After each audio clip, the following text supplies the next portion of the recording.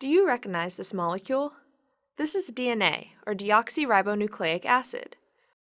By the end of this video, you will be able to identify the key structural features of DNA, as well as describe the importance of those features for function.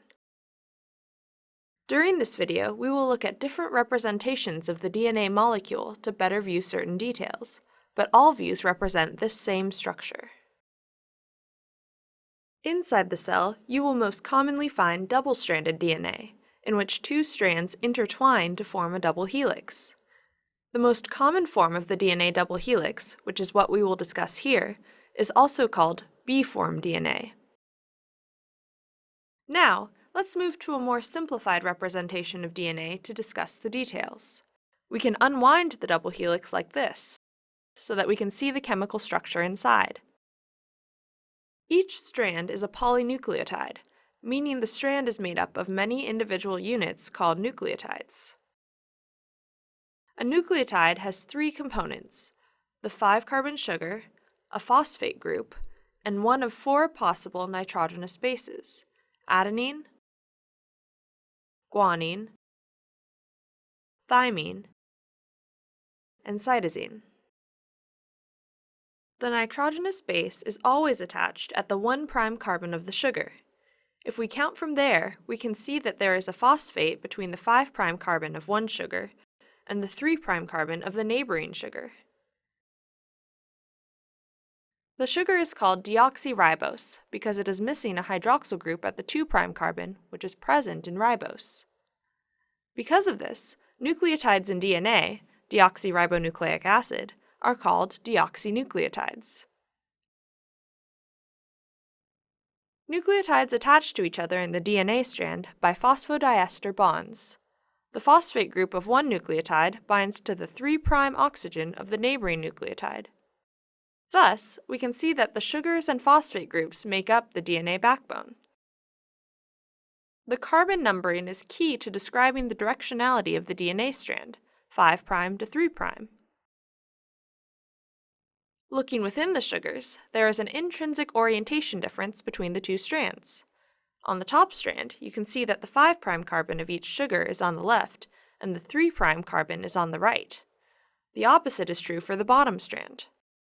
Reading left to right, that makes the top strand orientation 5' to 3', and the bottom strand orientation 3' to 5'. These strands are also sometimes called Watson and Crick.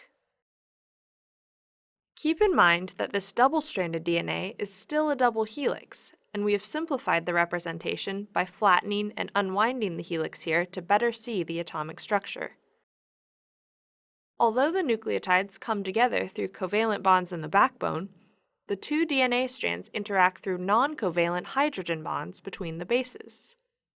Each base forms multiple hydrogen bonds with its complementary base on the opposite strand. Bound together by hydrogen bonds, each unit is called a base pair. The hydrogen bonding contributes to the specificity of base pairing. Thymine preferentially pairs with adenine through 2 hydrogen bonds, and cytosine preferentially pairs with guanine through 3 hydrogen bonds.